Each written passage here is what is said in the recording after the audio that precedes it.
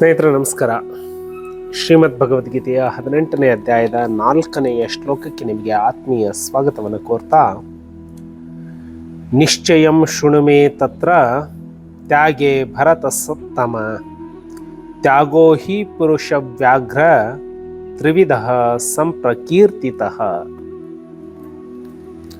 ಶ್ರೀಕೃಷ್ಣ ನಿನ್ನೆಯ ಶ್ಲೋಕದಲ್ಲಿ ಸನ್ಯಾಸ ಮತ್ತು ತ್ಯಾಗ ಇವುಗಳ ವಿವರಣೆಯನ್ನು ನೀಡಿ ಸನ್ಯಾಸದ ಕುರಿತಾಗಿ ಅರ್ಜುನನಿಗೆ ಸಂಪೂರ್ಣವಾಗಿ ತಿಳಿಸಿ ಹೇಳಿ, ಈ ಶ್ಲೋಕದಲ್ಲಿ ಅರ್ಜುನನನ್ನು ಕುರಿತು ಭರತ ವಂಶದಲ್ಲಿ ಶ್ರೇಷ್ಠನಾದವನೇ, ಸನ್ಯಾಸವನ್ನು ಕುರಿತು ನನ್ನ ನಿರ್ಣಯವನ್ನು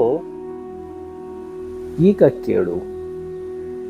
ಮನುಷ್ಯರಲ್ಲಿ ವ್ಯಾಘ್ರನಾದವನೇ, ಧರ್ಮಗ್ರಂಥಗಳಲ್ಲಿ ತ್ಯಾಗವು 3 ಬಗೆಗಳದು ಎಂದು ಹೇಳಿದೆ ಅನ್ನುವಂತಹ ಮಾತನ್ನ ಹೇಳ್ತಾನೆ. ಸನ್ಯಾಸದ ಕುರಿತಾಗಿ ಯಾವ ಯಾವ ಕೆಲಸಗಳನ್ನು ನಾವು ಮಾಡಲೇಬಾರದು ಅಂದರೆ, ಐಹಿಕ ಭೋಗಕ್ಕಾಗಿ ಮಾಡುವಂತಹ ಕೆಲಸಗಳನ್ನು ಮಾಡಲೇಬಾರದು ಅನ್ನುವಂತಹ ಮಾತನ್ನ ಹೇಳಿ, ಮನುಷ್ಯರಲ್ಲಿ ವ್ಯಾಘ್ರನಾದವನೇ ಅಂತ ಹೇಳಿ ಅರ್ಜುನನನ್ನ ಸಂಬೋಧಿಸ್ತಾನೆ. ವ್ಯಾಘ್ರ ಅಂದರೆ ಹುಲಿ. ಹುಲಿ ಬೇರೆಯದನ್ನ ಬೇಟೆಯಾಡ್ತಾನೆ ಇರುತ್ತೆ. ಇಲ್ಲಿ ಅರ್ಜುನ ಬೇಟೆಯಾಡಬೇಕಾಗಿರೋದು ಯಾವುದನ್ನ? ಅರ್ಜುನ ಅಂದ್ರೆ ಈ ನಮ್ಮ ಶರೀರ, ಇದು ಬೇಟೆಯಾಡಬೇಕಾಗಿರೋದು ನಮ್ಮ ಒಳಗೆ ಇರುವಂತಹ ಸ್ವಾರ್ಥವನ್ನ, ಅಹಂಕಾರವನ್ನ, ನಮ್ಮ ಒಳಗೆ ಇರುವಂತಹ ದುಷ್ಟತನವನ್ನ.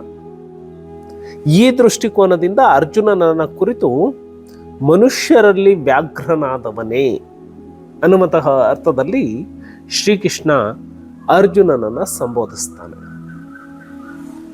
ಸೊ ಯಾವುದು ಸನ್ಯಾಸ ಅಂದರೆ, ಐಹಿಕ ಲೋಭಕ್ಕಾಗಿ ಮಾಡುವಂತಹ ಕೆಲಸಗಳನ್ನು ತ್ಯಾಗ ಮಾಡುವಂಥದ್ದು ಸನ್ಯಾಸ. ತ್ಯಾಗ ಯಾವುದು?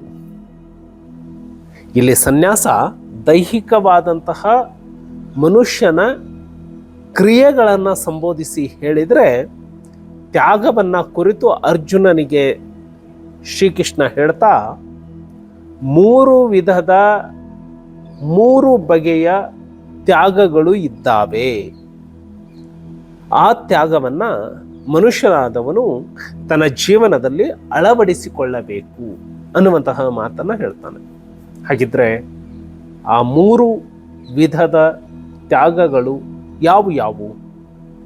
ನಾಳೆ ಅದರ ಬಗ್ಗೆ ಚರ್ಚೆಯನ್ನು ಮಾಡೋಣ. ನಮಸ್ಕಾರ.